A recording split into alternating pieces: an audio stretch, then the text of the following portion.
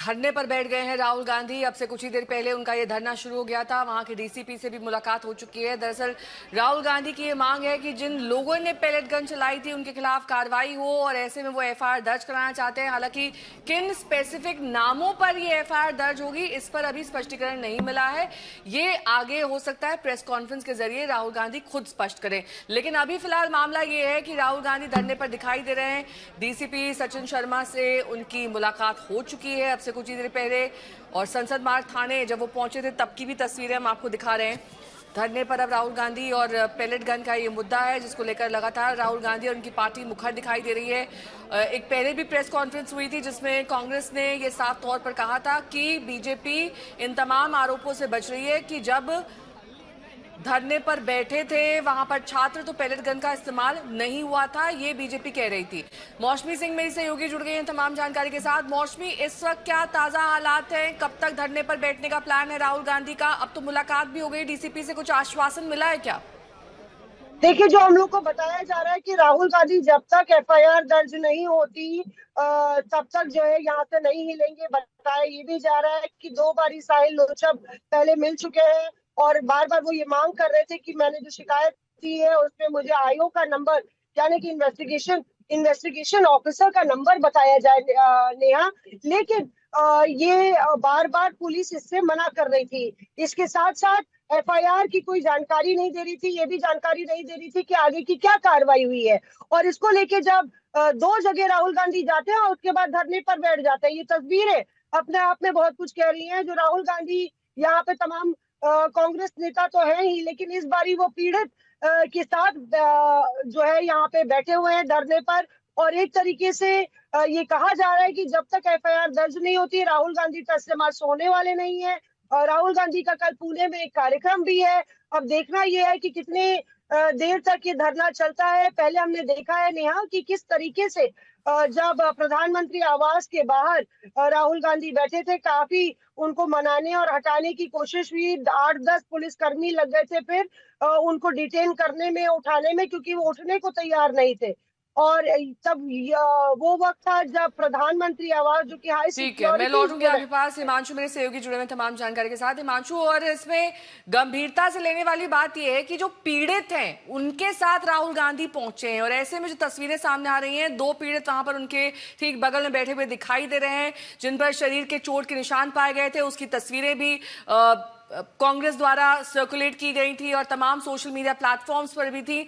अब इस पूरे मुद्दे को राहुल गांधी और उनकी पार्टी एक मुखर तौर पर उठाने की कोशिश में यहां दिख रहे हैं और आज पूरे दिन मुझे लगता है कि ये धरना प्रदर्शन इस तरह से जारी रहेगा जब तक एफआईआर दर्ज नहीं हो जाती है। आज जो एफआईआर दर्ज कराने की बात राहुल गांधी की तरफ से की गई है, हिमांशु, आपको मेरी आवाज मिल रही है? है वो क्राइम ब्रांच के पास।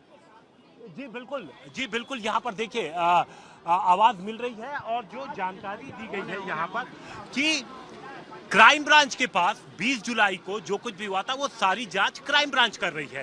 तो यहाँ पर जब शिकायत लेकर के पहुंचे राहुल गांधी और वो पीड़ित जिसके द्वारा शिकायत दिलाई गई है, क्योंकि शिकायत करता राहुल गांधी नहीं है, वो जो पीड़ित अपने साथ लेके आए उसकी तरफ से शिकायत दी गई है, तो शिकायत रिसीव कर ली गई यहाँ पर।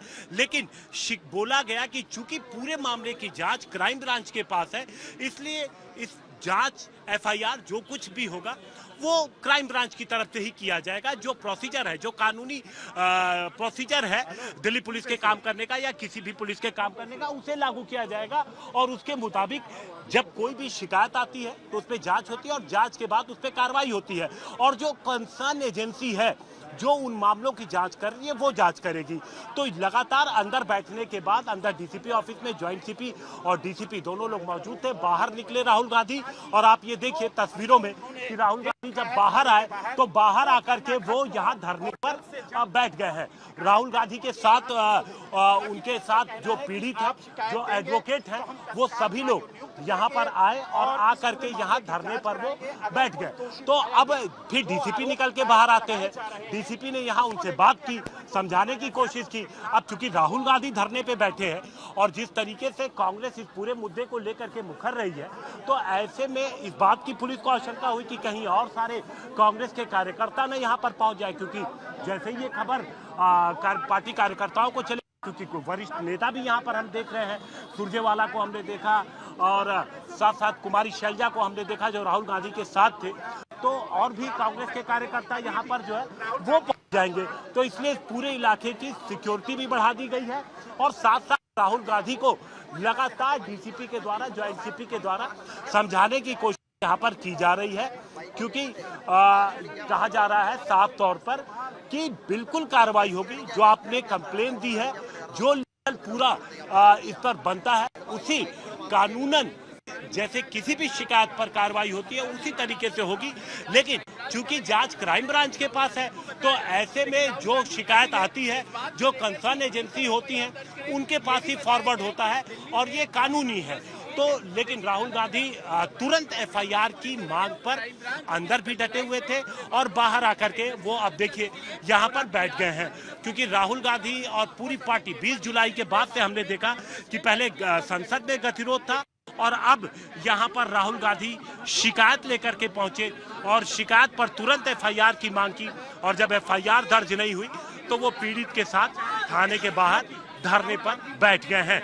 अब पुलिस समझाने की कोशिश कर रही है, लगातार जो वरिष्ठ अधिकारी हैं उनसे बातचीत जारी है, मीटिंग की जा रही है और इस गतिरोध को जल्द से जल्द यहाँ पर नेहा खत्म करने की तैयारी है।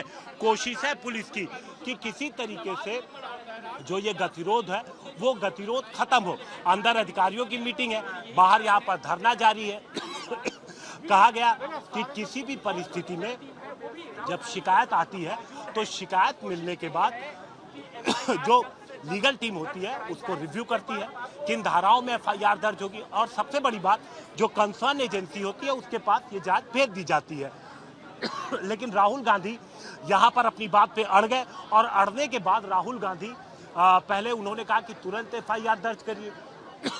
आप डीसीपी हैं, ठीक है, आप पानी पीजिए, थोड़ा सा ब्रेक लेंगे यहाँ पर। लेकिन इस बीच दो तस्वीरें आपको दिखा देते हैं। डीसीपी सचिन शर्मा से मुलाकात राहुल गांधी की, उनके साथ पीड़ित भी मौजूद हैं, और उसके बाद दूसरी तस्वीर में आप देखिए कि कैसे धरने पर बैठ गए हैं राहुल गांधी। उनका कहना है कि तुरंत एफआईआर दर्ज की जाए। हालांकि मामला इस वक्त क्राइम ब्रांच में चल रहा है, इसके बावजूद ये जो पीड़ित हैं वो अपनी शिकायत दर्ज कराएंगे। ऐसे में डीसीपी इस पर त्वरित कार्रवाई करे। लेकिन इस बीच ये भी समझना होगा कि कांग्रेस के कार्यकर्ता यहाँ पर जुट सकते हैं, इसी को लेकर प्रशासन भी मुस्तैद हो गया है। वहां पर अतिरिक्त सुरक्षा बल की तैनाती कर दी गई है। मौसमी सिंह मेरी सहयोगी जुड़ी हुई है तमाम जानकारी के साथ। मौसमी, ये हाल उस दिन की तरह ना हो जाए जब कांग्रेस पार्टी और उनके कार्यकर्ता बड़ी संख्या में प्रधानमंत्री आवास के बाहर धरने पर बैठ गए थे, उसको लेकर और उसी से सबक लेते हुए आज किस तरीके की तैयारी, क्योंकि आज भी कोई कांग्रेस द्वारा बताया नहीं गया था, सूचित नहीं किया गया था कि वो आज इस तरीके से वहां पहुंचेंगे संसद मार्ग के थाने में और शिकायत दर्ज कराने की मांग करेंगे। नेहा, ये बिल्कुल ही स्पोरेडिक था। जिस तरीके से राहुल गांधी आजकल उनकी स्ट्रैटेजी है एक कर देना। जब वो प्रधानमंत्री आवास भी गए थे तो सांसदों को नहीं पता था यहाँ पे कि उनको प्रधानमंत्री आवास धरने पे जाना है। उनको खड़गे साहब के जन्मदिन के लिए बुलाया गया और बोला गया चलिए अब आगे चल लेते हैं, थोड़ी दूर पे प्रधानमंत्री आवास है। तो ये राहुल गांधी की अब स्ट्रैटेजी हो गई है, एक तरीके से स्टाइल हो गया है।